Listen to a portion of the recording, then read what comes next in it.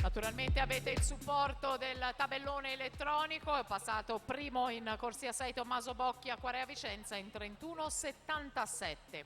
A seguire tutti gli altri, ricordo al gentile pubblico che i risultati sul tabellone sono sempre ufficiosi, quindi necessitano di verifica e di conferma di ufficializzazione da parte dei cronometristi e del giudice arbitro della manifestazione. Sono i blocchi Giovanni Rubinelli in 2, Alberto Parolin in 3, Andrea Ervetti in 4, Tommaso Alba in 5, Francesco Boretti in 6. Intanto Bocchi 1,07,66.